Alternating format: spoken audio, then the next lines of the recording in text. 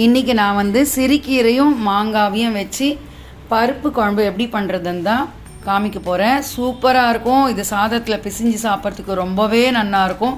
இந்த மாதிரி சுட சுட சாதத்தில் இந்த மாங்காய் கீரை பருப்பு வெட்டின்ட்டு கொஞ்சமாக எண்ணெய் கொட்டி கலந்து சாப்பிட்டா தேவாமிர்தமாக இருக்கும். வாங்க நம்ம இதை எப்படி பண்ணுறதுன்ட்டு பார்த்துடலாம். அதுக்கு முதல்ல குக்கரில் நான் இந்த கீரை நல்லா அலம்பி இந்த மாதிரி கட் பண்ணி எடுத்துன்னு இருக்கேன். ஒரு கட்டு கீரைக்கு ஒரு 2 நாட்டு தக்காளியும், ஒரு சைஸ் சின்ன சைஸ் மாங்காய், ஒரு 4-5 பச்சை மிளகா, ஒரு 1/4 டீஸ்பூன் மஞ்சள் பொடியும், தேவையான அளவுக்கு உப்பு போட்டுட்டு நம்ம ரெகுலராக யூஸ் பண்ணுற குழம்பு பொடி அதில் என்ன வச்சுருக்கோமோ அது நம்மளுக்கு தேவையான அளவுக்கு பருப்பு எடுத்துட்டு நல்லா அலம்பிட்டு ஒரு அரை மணி நேரம் இந்த மாதிரி துவரம் பருப்பு நான் ஊற வச்சு எடுத்துன்னு இருக்கேன். பருப்புக்கு வந்து ஒரு அளவு பருப்பு எடுத்துட்டா அதுக்கு 2 அளவு ஜலம் விட்டோன்னா நம்மளுக்கு ரொம்ப நீர்க்கவும் இல்லாமல் பருப்பு வந்து கொஞ்சம் சாதத்தில் பிசிஞ்சிக்கிற மாதிரி இருக்கும்.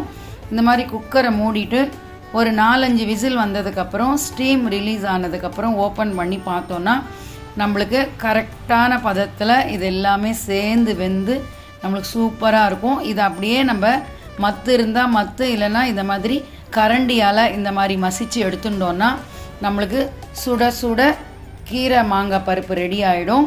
இதுக்கு வந்து திருமாறத்துக்கு எண்ணெய் விட்டுன்ட்டு அதில் ஒரு 1/4 டீஸ்பூன் கடுகும், 1/4 டீஸ்பூன் வெந்தயம், ஒரு 2 காஞ்ச மிளகா, கொஞ்சமாக பெருங்காயத்தூள், அதுக்கப்புறம் கொஞ்சமாக கருவேப்பிலை போட்டு நம்ம இதுக்கு திருமாறினோன்னா சூப்பராக இருக்கும். குக்கர்லேயே திருமாறி கூட நம்ம வந்து மொத்தமாக கூட சேர்த்துக்கலாம். அப்படி பண்ணால் ஒரு டேஸ்ட்டாக இருக்கும். இந்த மாதிரி மேலே எக்ஸ்ட்ராவாக திருமாறி போட்டோன்னா இது ஒரு டேஸ்ட்டாக இருக்கும்.